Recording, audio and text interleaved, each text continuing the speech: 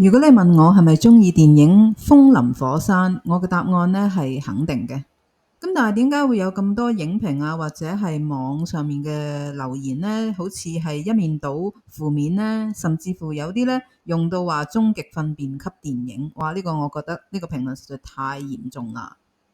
我嘗試下解構同埋講下我睇完之後我嘅分析。首先呢，如果話呢個係糞便級嘅電影，咁你睇下電影裡面嘅演員咁多影帝級老行尊，佢哋都唔缺錢㗎，好多都。咁點解佢哋會應承拍一部糞便級嘅電影呢？有啲呢仲係好多年都冇喺幕前嗰度演出。咁你一出現呢，就嚟一個糞便級嘅演出，你覺得合唔合理呢？視覺上呢，風林火山同以往我哋睇嘅港產片其實好唔一樣。我唔會用拍得好優美嚟到形容，因為佢主要嘅色調呢都係暗黑，但係佢呢的而且確拍得好有風格。而風格呢樣嘢呢，只有鍾意或者唔鍾意，係可以好極端嘅。至於個故事牌面上呢，就係一個普通嘅大家族爭龍頭棍、爭話事權嘅過程。咁當中當然會牽連到各路人馬啦。咁然後呢，就會有局中局啊、漁人得利呢啲嘅情節發展。咁加上故事主線嘅三父子啦，咁啱又姓李啦，同埋佢哋擁有貨櫃碼頭控制權啦。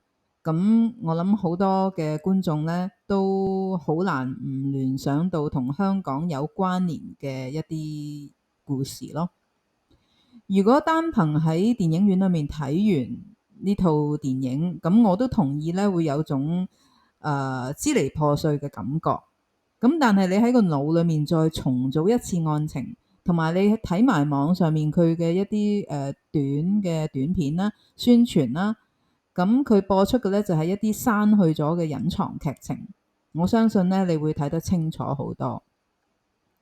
風林山火嘅意思呢，就係其疾如風，其隨如林，侵略如火，不動如山。咁係同軍事戰略有關嘅。我諗麥浚龍想講嘅嘢呢係好多好多。咁但係同時呢個係一個可以係好複雜嘅題材，所以2個鐘頭呢根本唔足以去完成呢一個故事。咁所以而家呢個版本呢，有好多條線都係冇辦法清晰嘅。我舉幾個例子啊，例如古天樂同高圓圓之間嘅關係。高圓圓作為一名精神科醫生，佢究竟點樣操控古天樂、麥浚龍為佢所用，甚至乎點樣取得金城武嘅完全嘅信任，而最後達到佢想要嘅目的。梁家輝嘅太太呢，肯定都係一條導火線嚟嘅，應該係同李家有關。所以梁家輝雖然退咗休，咁但係佢嘅復仇嘅諗法呢係從未間斷，所以佢每一日返屋企呢都會重複聽嗰段錄音。佢唔係沉溺於往事咁簡單，有可能呢係時刻提醒緊自己要保持嗰股復仇嘅心。仲有杜德偉啦，當年發生咗啲咩事令到佢要避走呢？而一返嚟參加佢父親嘅葬禮，居然呢就喺遺照前面屙尿。佢有一句對白，佢話提到警司嘅境界，令佢聯想到佢媽媽。呢句對白係有啲意思嘅，咁但係前因後果係點樣呢？個劇情其實就冇交代。